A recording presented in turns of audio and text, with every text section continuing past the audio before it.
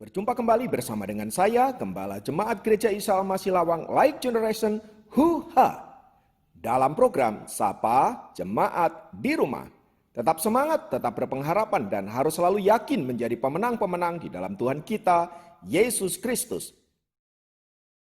Firman Tuhan, kali ini saya ambil dari Lukas pasal 13 ayat 1 sampai ayat yang kelima yang berkata, pada waktu itu datanglah kepada Yesus beberapa orang membawa kabar tentang orang-orang Galilea yang darahnya dicampurkan Pilatus dengan darah korban yang mereka persembahkan.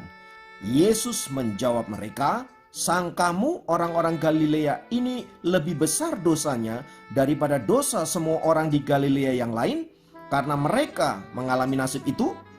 Tidak, kataku kepadamu. Tetapi jikalau kamu tidak bertobat, kamu semua akan binasa atas cara demikian. Atau sangkamu ke-18 orang yang mati ditimpa menara dekat Siloam lebih besar kesalahannya daripada kesalahan semua orang lain yang diam di Yerusalem? Tidak, kataku kepadamu. Tetapi jikalau kamu tidak bertobat, kamu semua akan binasa atas cara demikian." Haleluya. Saudaraku yang dikasihi Kristus, setiap kita yang hidup suatu kali pasti mengalami apa yang namanya kematian. Tidak peduli caranya, karena cara matinya itu tidak penting. Tetapi bagi kita yang sudah hidup di dalam Kristus, kematian apapun caranya itu hanyalah pintu gerbang yang mengantarkan kita untuk bertemu dengan pencipta kita, Tuhan dan Juru Selamat kita, yang akan membawa kita masuk dalam kerajaan surga yang mulia. Jadi saudaraku, ketika Tuhan izinkan kita harus mengalami kematian, kita tidak perlu takut untuk menghadapinya karena kita tahu bahwa hidup kita sedang menuju kepada keabadian bersama dengan Tuhan Yesus Kristus. Namun demikian bukan berarti mereka yang mati dengan cara bunuh diri itu dapat masuk dalam kerajaan surga. Sebab mereka yang menghendaki atas kematian dirinya sendiri, pada dasarnya mereka adalah orang-orang yang tidak mengasihi Allah.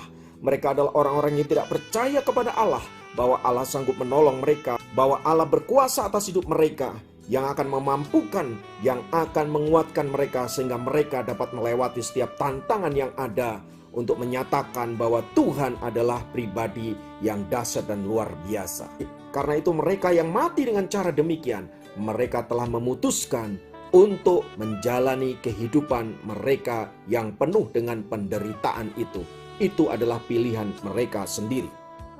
Nah, berkaitan dengan kematian ini seringkali kita memperdebatkan soal bagaimana caranya kita mati.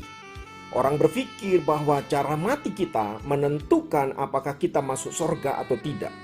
Beberapa orang berpikir mereka yang mati dengan cara-cara mengenaskan, cara-cara yang mengerikan, mereka adalah orang-orang berdosa dan tentu saja Tuhan tidak berkenan atas orang-orang ini sehingga mereka mati dengan cara demikian. Lalu kemudian kita menghakimi bahwa orang-orang seperti itu tidak layak masuk dalam kerajaan surga. Sebaliknya ketika ada orang mati, mungkin matinya ada di tempat-tempat ibadah, matinya sedang sembahyang, lalu kita mengklaim mereka adalah orang-orang suci, pasti masuk surga. Saudaraku yang dikasihi Tuhan, saya mau katakan, firman Tuhan tadi berkata dengan jelas bahwa mereka yang mati dengan cara-cara mengenaskan, dengan mereka yang mati di rumah-rumah ibadah, bahkan mereka yang mati di kotanya Allah yaitu kota Yerusalem, saudaraku dikasihi Tuhan, itu semua sama di mata Allah. Bahkan Yesus berkata, "Sangkamu mereka yang mati dengan cara-cara mengenaskan itu dosanya lebih besar dari mereka yang mati di kota Allah di Yerusalem?" Atau dengan kata lain, sangkamu mereka yang mati kelindas mobil, atau matinya dengan dibunuh orang misalnya, atau bentuk-bentuk kematian dengan cara-cara mengenaskan yang lain, sangkamu mereka adalah orang-orang yang dosanya lebih besar daripada mereka yang mati di rumah ibadah? Yesus berkata, kalau kamu tidak bertobat, mau kamu caranya di rumah ibadah, lagi sembahyang kek, lagi berdoa kek, kalau kamu tidak bertobat, maka kamu tetap masuk dalam kebinasaan. Artinya apa saudara-saudara? Tuhan tidak pernah melihat cara kita mati. Artinya dengan kata lain, Tuhan tidak pernah tertarik dengan cara kita mati, saudaraku. Dan itu tidak mengindikasikan orang itu rohani atau tidak rohani. Orang itu bertobat atau tidak bertobat. Orang itu mengasihi Tuhan atau tidak mengasihi Tuhan. Jadi cara orang mati tidak mengindikasikan hal-hal itu. Di hadapan Allah Tuhan melihat hatimu. Kalau engkau tidak bertobat, maka engkau layak dihukum mati untuk selama-lamanya. Masuk di dalam apa? Di dalam neraka kekal dan abadi. Maka saudaraku, penting untuk kita senantiasa merenungkan akan hal ini. Cepat atau lambat, kita akan menuju kepada kematian itu.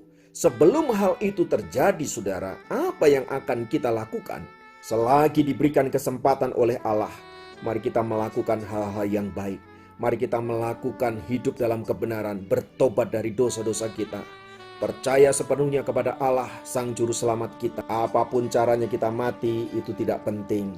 Yang terpenting kita punya Yesus. Yang penting kita punya jalan keselamatan. Dan percayalah, kita pasti akan menuju ke tempat keabadian, yaitu kehidupan abadi bersama dengan Tuhan, pemilik kerajaan sorga yang mulia. Haleluya. Karena itu saudara, mari kita isi hidup kita sedemikian rupa dengan hal-hal yang baik, dengan hal-hal yang mulia, dengan hidup dalam pertobatan yang sungguh. Dan kita senantiasa memuliakan Tuhan supaya nama Tuhan ditinggikan, dimuliakan. Sehingga hidup kita menjadi hidup yang senantiasa bermakna. Haleluya, mari kita berdoa. Bapa, dalam nama Yesus kami rindu mengisi hidup kita dengan hal-hal yang baik, hal-hal yang memuliakan Tuhan. Kami rindu hidup dalam pertobatan, pengenalan akan Tuhan yang sungguh, supaya bila waktunya tiba kami harus meninggalkan dunia ini, kami siap sedia. Sebab kami tahu kami sedang menuju ke tempat yang Tuhan sudah sediakan bagi kami, yaitu kerajaan surga yang mulia sesuai dengan janji-Mu pada kami. Terpujilah nama Tuhan kekal selama-lamanya, dalam nama Yesus. Haleluya. Amin. Dapat memberkati Anda dimanapun berada. Sampai jumpa dalam program Sahabat Jemaat yang lain. Tuhan Yesus memberkati.